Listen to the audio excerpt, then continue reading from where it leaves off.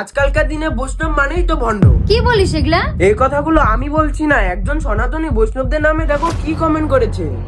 সনাতন ধর্মকে ভণ্ড বলা মানে সূর্যকে অন্ধকার বলার মতো। অন্ধকারের দোষ নেই, যার চোখে আলো নেই সে কখনোই আলো দেখে না। সনাতন ধর্ম আমাদের বাবা মা, কারণ শাস্ত্রে বলা আছে ধর্ম রক্ষাতি রক্ষিত। এই সনাতন ধর্ম আমাদের রক্ষা করে, আমাদের লালন পালন করে। নিজেদের ধর্মকে ভণ্ড বলা মানে নিজের মা বাবাকে অপমান করা। ধর্মকে অপমান করা খুব সহজ, কিন্তু ধর্মকে ধারণ করা খুব কঠিন। বৈষ্ণবদের ভণ্ড বলার আগে 10 পৃষ্ঠা শাস্ত্র অধ্যয়ন করে দেখো, তোমার মতামত বদলে যাবে কিন্তু শাস্ত্র বদলাবে না। বৈষ্ণবদের ভণ্ড বলার আগে মনে রেখো, শাস্ত্রে বলা আছে বৈষ্ণব অপরাধ মহাপাপ। মহাপ্রভু স্পষ্ট ভাবে বলেছেন বৈষ্ণব অপরাধ সবচেয়ে বড় ধ্বংসের কারণ। কারণ বৈষ্ণব মানে ভগবানের ভক্ত, ভক্তকে কষ্ট দিলে ভগবান কখনোই সহন করেন না। অর্থাৎ তুমি যতই পুণ্যের কাজ করে থাকো না কেন, বৈষ্ণব অপরাধে সব পুণ্যই শূন্য হয়ে যাবে। বৈষ্ণবকে অপমান করলে তোমারই সব পুণ্য, ভক্তি, তপস্যা সব ধ্বংস হয়ে যাবে। আমাদের ভিডিও দেখে যদি সহ্য না হয়, গায়ে ফোসকা পড়ে, তাহলে আমার নাম মাধুর্য দাস। যত গালি দেওয়ার ইচ্ছা আমার নাম লেখে গালি দিয়ে কমেন্ট বক্স ভরে দাও, কিচ্ছু যায় আসে না। কিন্তু আমাদের এই সত্য সনাতন ধর্মের নামে যেন কোনো রকম আজে বাজে কমেন্ট না দেখতে পাই।